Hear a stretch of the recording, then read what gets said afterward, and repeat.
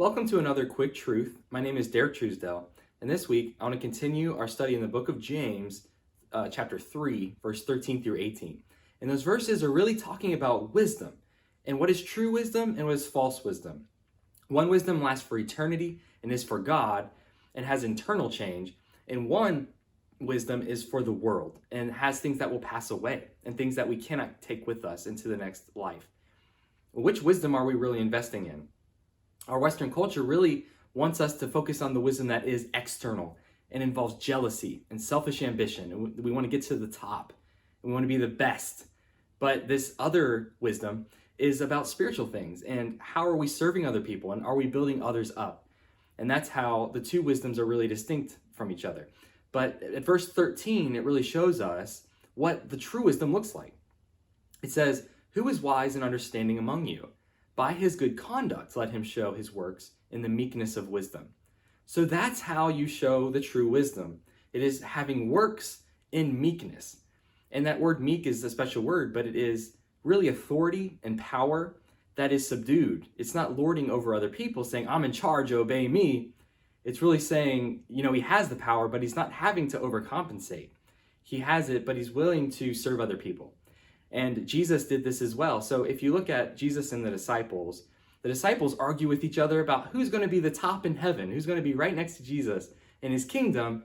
But when you look at Jesus' example of his wisdom and power, he's washing the disciples' feet. So that's showing meekness with his works. He's serving other people. He's not trying to lord over other people. And that's a true example of how we should be living too. So that's how it is shown. The next is characteristics of what this other wisdom looks like, worldly wisdom. And if you listen to these verses, it'll probably sound pretty familiar to you. So those verses say, "But if you have bitter jealousy and selfish ambition in your hearts, do not boast and be false to the truth. This is not the wisdom that comes down from above, but is earthly, unspiritual, demonic. For where jealousy and selfish ambition exist, there will be disorder in every vile practice."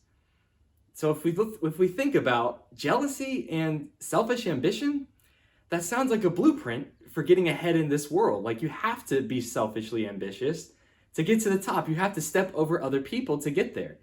That's how it works. Like if you don't do that, basically you can't get to the top. And that's how that works. But he's saying in spiritual things, it looks different. It's about how you serve other people. It's about how you invest in the next world that really counts.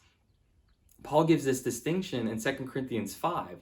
That whole chapter is explaining to us this life here is temporary and it passes away, but the next life is eternal and those things last forever.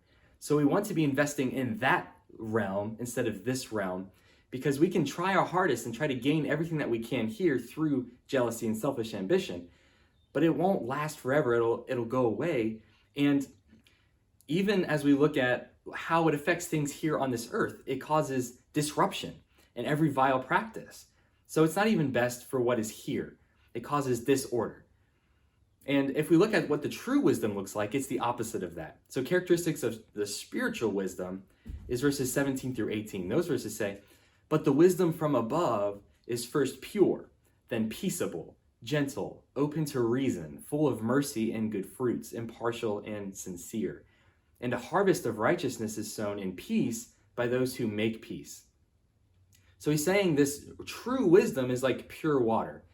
It is pure. So when you're drinking water and it's pure, you'll know because you don't taste any weird stuff in it. But if you taste that weird thing, you know that there's been something in the water. It's not completely pure. So if you taste nothing, then it's completely pure. So this true wisdom is pure when it doesn't have a tinge of jealousy or selfish ambition. If you see those things, you know it's not this true, pure wisdom. So it will be pure. It will listen to other people. It's not going around and saying, "I'm right, listen to me." It is, true wisdom listens to other opinions and said, "Maybe I'm wrong on this. Maybe I can grow." And that's how true wisdom will look. And it shows the spiritual fruits that are found in Galatians 5, love, joy, peace. You will see those things in the truly wise person. And it says that this wisdom leads to peace, and it will be like a harvest of peace. So the truly wise person is serving other people. They're not causing this disruption that causes, the lack of peace and selfish and ambition among other people. Because if you're tricking someone and you're trying to get above them, you make them angry, and then they want to do that to the next person because they think that's how it works. But how it's supposed to work is you, as the wise person, is supposed to build the other person up, wash their feet, help them, build them up.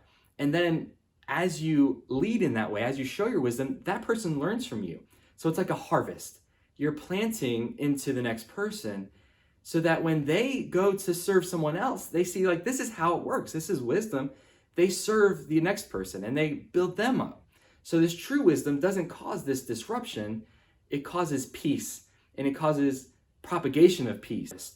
And that's what we really want, to show this true wisdom, and this harvest will not have any weeds of this selfish ambition and the vile practices and everything that comes with it. So as we look at this wisdom, which one we choose does matter. Are we investing in the things that are only in this earth and will pass away or and are temporary? Or are we investing in the things that will last forever?